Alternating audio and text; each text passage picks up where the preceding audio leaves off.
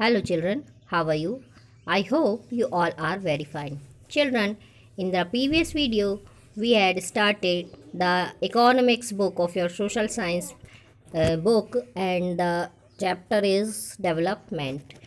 In the previous video, we had studied about the development, and now today we will study about the national development. This is the page number 5 of your economics book. So before starting the notes, let's see what is national development. So children, हमने previous video में देखा कि किस तरह से जो कोई भी गोल है या कोई भी डेवलपमेंट है वो किसी पर्टिकुलर पर्सन के लिए और ग्रुप के लिए या अलग हो सकती है। जैसे कि किसी एक पर्सन के लिए यदि कोई डेवलपमेंट की मीनिंग अलग है तो दूसरे पर्सन के लिए डिफरेंट हो सकती है, और ज़रूरी नहीं कि एक के लिए जो डेवलपमेंट हो, प्रोग्रेस हो, वो दूसरे के लिए भी हो, दूसरे के लिए वो डिस्ट्रक्टिव भी हो सकती है। So children, it is very important to keep in mind that different persons could have different as well as conflicting notions of a country's development. तो let's write the notes. It is very important to keep in mind that different persons could have different as well as conflicting nations of a country's development. National development means thinking about fair and just path for all, whether there is a better way of doing things. अब national development की बात, national development को हम किस तरह से समझ सकते हैं? नेशनल डेवलपमेंट का अर्थ है कि हमारा जो देश है वो उसका विकास किस तरह से हो और उसके विकास के लिए क्या निर्णय लिए जाएं, कौन से रास्ते चुने जाएं और जो कि सही हों और हर व्यक्ति का उसमें विकास हो सके, यही नेशनल डेवलपमेंट कहलाएगा। अब क्वेश्चन ये उठता है कि यदि सभी को एक साथ सभी के लिए तरक्की करना है, सभी के लिए विकास की ज़रूरत है, तो ये विकास किस तरह से हो पाएगा? क्या ऐसा संभव है कि यदि एक व्यक्ति जो है वह, उसके लिए विकास की परिभाषा दूसरी है, वो कुछ अलग तरीके से देश में विकास चाहता है और दूसरा जो व्यक्ति है वह कुछ अलग तरीके से विकास चाहता है? तो इस बारे में ये सोचने की ज़रूरत है कि यदि लोगों की विचार परस्पर विरोधी हैं तो फिर निर्णय कैसे किया जाए कि कौन सा रास्ता सही है सभी के डेवलपमेंट में, सभी की प्रोग्रेस में, या फिर सभी के लिए न्यायपूर्ण और सही राह कौन सी होगी? यह सोचना भी बहुत ज़रूरी है, और यह भी सोचना होगा कि क्या कार्य करने का कोई और बेहतर तरीका है। ये सारी चीज़ें भी सोचना होंगी, तभी नेशनल डेवलपमेंट संभव है। Now next, how to compare different countries और states. So let's note down these notes. Usually, we take one or more important characteristics of persons and compare them based on these characteristics. For comparing countries, their income is considered to be one of the most important attributes. Countries with higher income are more developed than others with less income.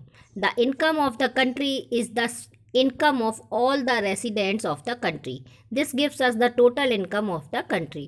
For comparison between countries, total income is not such useful measure. Hence, we compare the average income, which is the country divided by its total population. The average income is also called per capita income. In World Development Report brought out by the World Bank, countries with per capita income of USD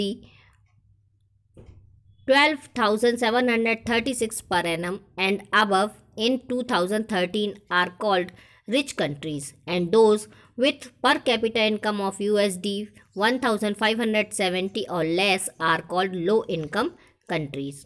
India comes in the category of low middle income countries because its per capita income in 2013 was just US dollars 1,570 per income.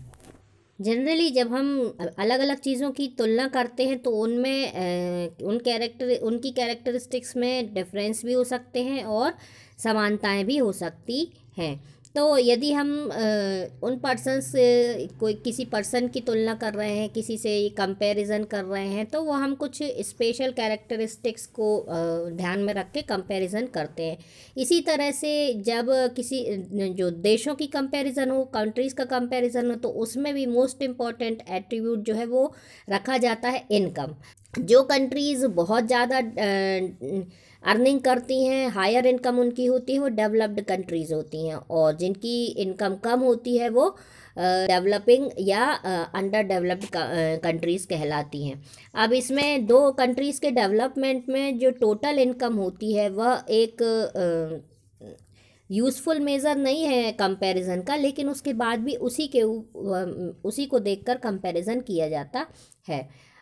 वैसे सिर्फ income यदि देखी जाए तो income देखने के लिए हम किस तरह से कंपैरिजन करते हैं कि जो एवरेज इनकम जो होती है उसे निकालने के लिए जो टोटल इनकम होती है उसे वहाँ की पॉपुलेशन से डिवाइड कर दिया जाता है, और इस तरह से किसी भी देश की एवरेज इनकम निकाली जाती है, और इसे पर कैपिटा इनकम भी बोला जाता है।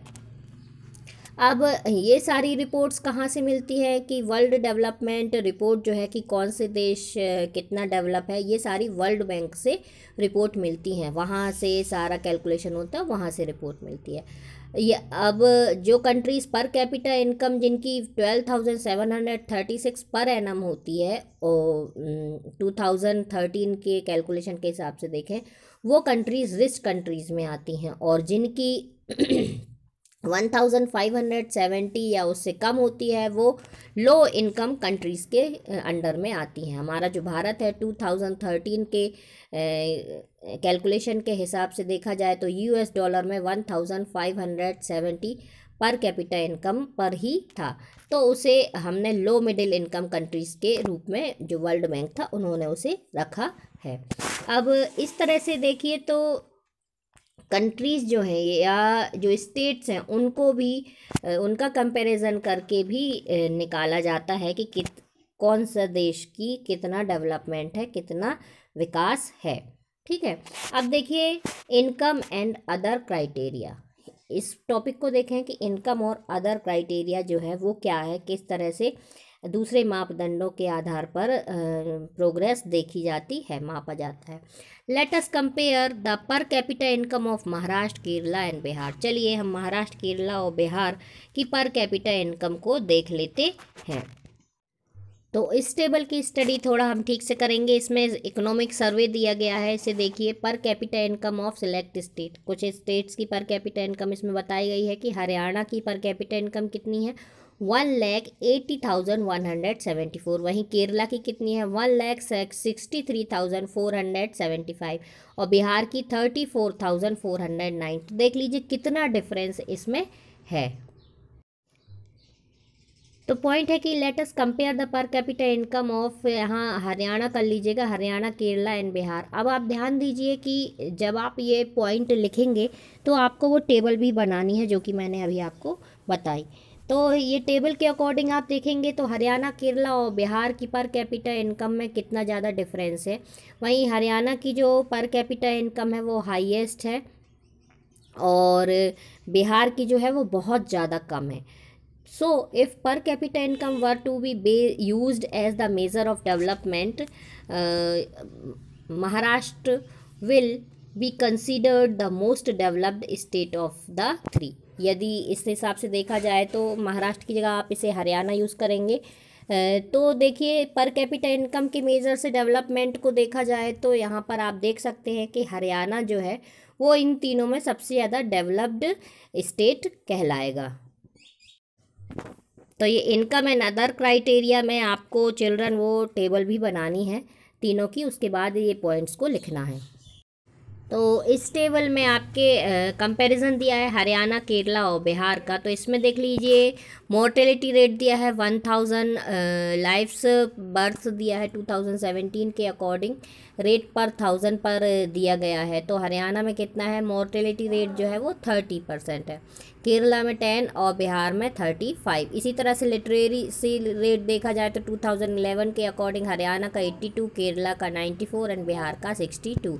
नेट अटेंडेंस रेशियो देखा जाए पर 100% secondary stage, that means age 14 से 15 में 2013 से 14 में हरियाणा का 61, केरला का 83 एंड बिहार का 43। इसके अकॉर्डिंग देखिए तो मोर्टेलिटी रेट मीन्स है indicates the number of children that die before the age of 1 year as a proportion of 1000 live children born in that particular year. अब इसमें बताया गया कि किसी वर्ष में जन्मे 1000 जीवित बच्चों में से 1 वर्ष की आयु से पहले मर जाने वाले बच्चों का जो रेशो है वह शो करती है। लिटरेसी रेट क्या है, 7 ईयर या उससे ज़्यादा आयु के लोगों में जो लिटरेसी पॉपुलेशन होती है उसका रेशो शो करती है। और नेट अटेंडेंस रेशो क्या है, यह है 14 या 15 ईयर्स के आयु के वो बच्चे जो कि स्कूल जाने वाले हैं और उस आयु वर्ग के कुल बच्चों का जो परसेंटेज है उसे शो करती है। तो ये कंपैरिजन इसमें दिखाया गया है हरियाणा, केरला एंड बिहार का। तो ये कंपैरिजन से क्या आपको समझ में आया कि केरल में 1000 जो जीवित पैदा हुए बच्चों में से 10 बच्चे ऐसे होते हैं जो 1 वर्ष की आयु तक पहुंचने से पहले ही मर जाते हैं। लेकिन हरियाणा में यह जो रेशो था वो 30 था, जो कि केरल की तुलना में गुना ज़्यादा है। दूसरी ओर हरियाणा की जो पर कैपिटा इनकम है वो केरल से ज़्यादा है। इस टेबल के अकॉर्डिंग आप देख सकते हैं। तो अब आप सोचिए कि ऐसे माता पिताओं के बारे में सोचिए जिनके बच्चे अपने पहले जन्मदिन से पहले ही मर जाते हैं। ऐसे माता पिताओं को कितना दुख होता होगा। दूसरा यह देखिए कि ये किस ईयर के डेटा है। ईयर 2017 के हैं, तो हम बहुत पुराने समय की बात तो नहीं कर रहे हैं। यह हमारी स्वतंत्रता के 70 ईयर के बाद की बात है, जब हमारे देश के बहुत बड़े बड़े ऊंचे ऊंचे शहर, ऊंची ऊंची इमारतें और ख़रीदारी के लिए शॉपिंग मॉल से भरे हुए हैं। ऐसी स्थिति में क्या ये जो मोर्टेलिटी रेट है ये क्या क्या दिखाता है, यह बहुत ही दुखद स्थिति है। तो इस टेबल से यह प्रूफ होता है कि आवश्यक नहीं कि जेब में रखा रुपया या वो सब वस्तुएं सेवाएं खरीद सकें जिनकी आपको एक बेहतर जीवन के लिए आवश्यकता होती है। Children, in the next video we will study about the public facilities. आपको यहाँ तक सारे नोट्स बना लेना है, उसके बाद आगे हम पब्लिक फैसिलिटीज़ के बारे में पढ़ेंगे। Children, you have to read the chapter deeply. I am giving you only summary.